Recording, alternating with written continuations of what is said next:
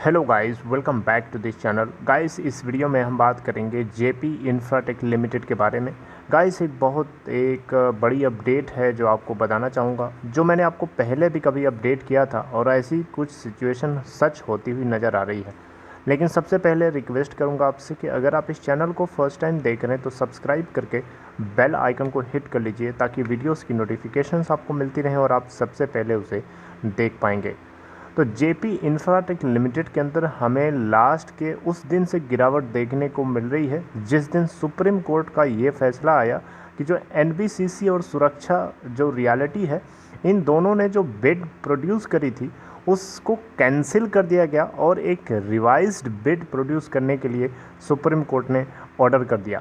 तब से यहाँ पे इसके अंदर हमें गिरावट देखने को मिल रही है, क्योंकि ये कहीं ना कहीं इन्वेस्टर्स को इस बात का भय क्रिएट करता है, डर क्रिएट करता है कि हो सकता है इसका रेजोल्यूशन ही ना हो। ये बात अलग है कि सुप्रीम कोर्ट ने 45 दिन का टाइम दिया है और जो आईआरपी चूज़ किया गया है, इंसॉल्वेंसी रेजोल्यूशन प्रोफेशनल, इसको जिम्मेदारी दी गई है कि 45 दिनों के भीतर भीतर जेपी इंफ्रा के रेजोल्यूशन को कंप्लीट कराना है। लेकिन सबसे बड़ा क्वेश्चन तो यही उठता है कि अगर अगला कोई है ही नहीं, अगर एनबीसीसी अगर मुकर जाता है, मना कर देता है, तो फिर रेजोल्यूशन प्रोफेशनल जो है, आईआरपी जो है, किसको चूज़ करेगा? कैसे हो जाएगी ये 45 दिनों में डील? बड़ा एक क्वेश्चन, बहुत बड़ा एक क्वेश्चन बनता है यहाँ पे। बहुत ही डाउटफुल सिचुएशन है, इसीलिए हमें इसके अंदर गिरावट देखने को मिल रही है।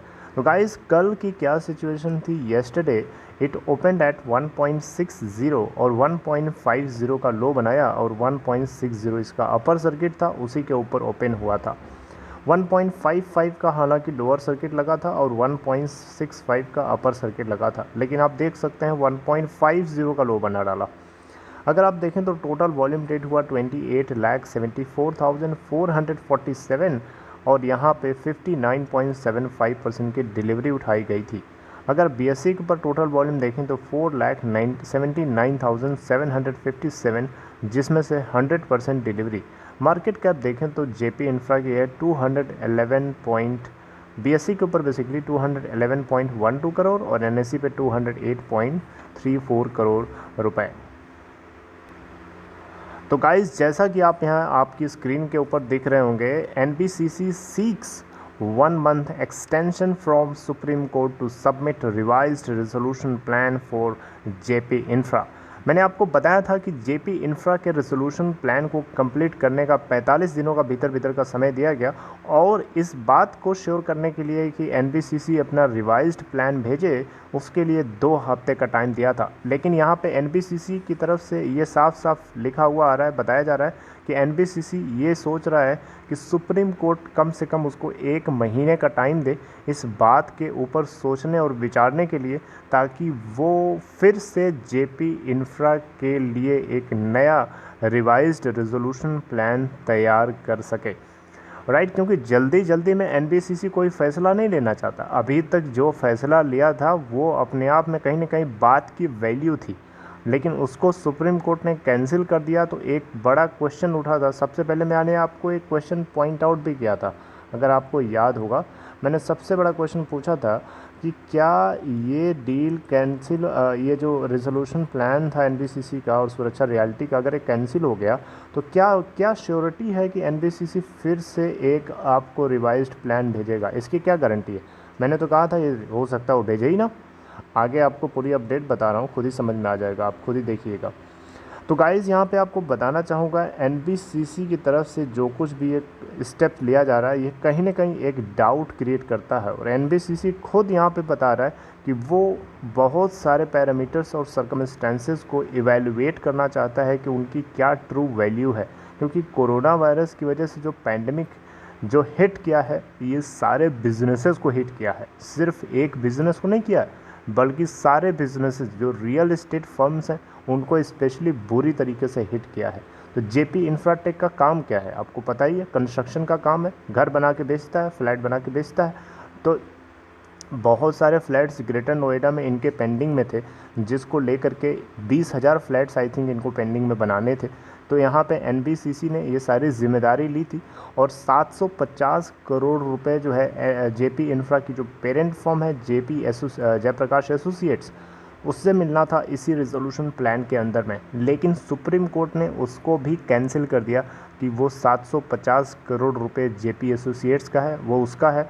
यहाँ पे वो अमाउंट किसी भी तरीके से एनबीसीसी को नहीं मिलना चाहिए, ना ही किसी तरीके का थर्ड कोई पर्सन हो सकता है, थर्ड पार्टी हो सकती है जो इसको यूटिलाइज़ करेगी इस पूरे कंस्ट्रक्शन पार्ट में, राइट। तो इसी बात को लेकर के कहीं ना कहीं एनबीसीसी के दिमाग में एक बहुत बड़ा क्वेश्चन मार्क उठता है कि भैया जो मैंने बिड भेजी थी आपने उसके अंदर जो राहत देनी चाहिए थी वो आपने दिया नहीं और उल्टा कैंसिल कर दिया, तो एनबीसीसी को तो मौका मिल गया उससे एग्ज़िट होने का, राइट। तो कहीं ना कहीं ये एक इस बात का इशारा है। और आइए मैं आपको इसी की खुद बात बताता हूँ कि एनबीसीसी ने क्या कहा है।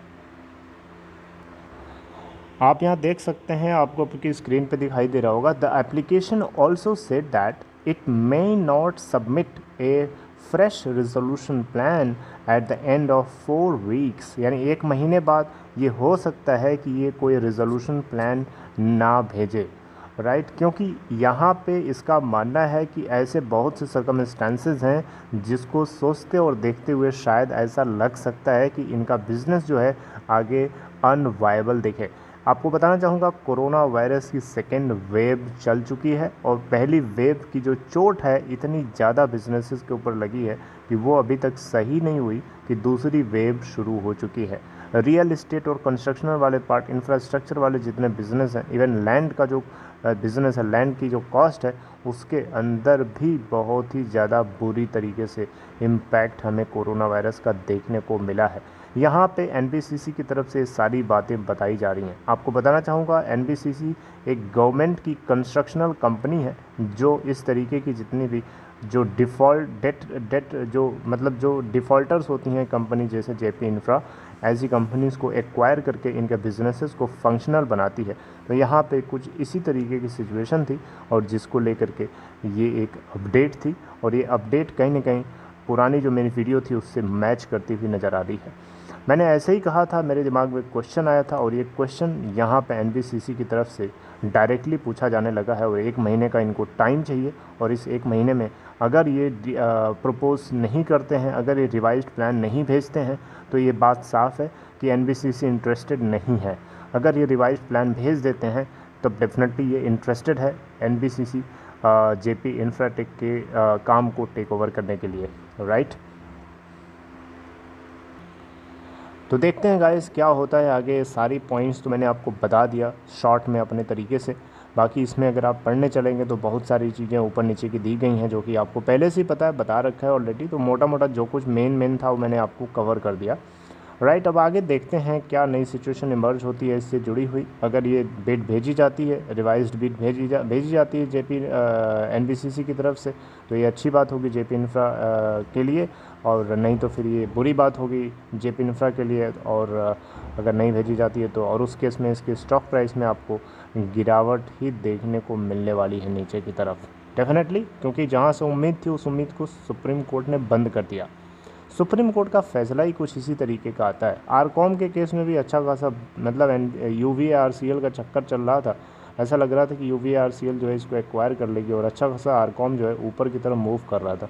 लेकिन सुप्रीम कोर्ट बीच में आकर के टांग लड़ा देता है और वहीं से आरकॉम की गिरावट जो है शुरू हो जाती है, राइट। तो ये कहीं ना कहीं सुप्रीम कोर्ट जो है, अब क्या करा जाए, उसके ऊपर कमेंट्री करना उतना ज़्यादा फेयर नहीं होगा क्योंकि सुप्रीम कोर्ट है, right. So this is all about this video guys. I hope आपको ये कंटेंट अच्छा लगा होगा, अपडेटेड लगा। अगर आपको लगा कि हाँ आपके काम का है, आपको अपडेट किया, अगर आपको लगा कि आप इससे अवेयर हो सकते हैं तो डेफिनेटली आप इसको इनकरेज कर सकते हैं। उसके लिए आपको लाइक करना है। एंड दूसरी चीज़ ये है कि डीमैट अकाउंट अगर आपको ओपन कराना है तो डिस्क्रिप्शन बॉक्स में दिए हुए लिंक को क्लिक करिए और आप स्टॉक में अकाउंट ओपन करा सकते हैं। See you guys updating something new next time. Till then, take care.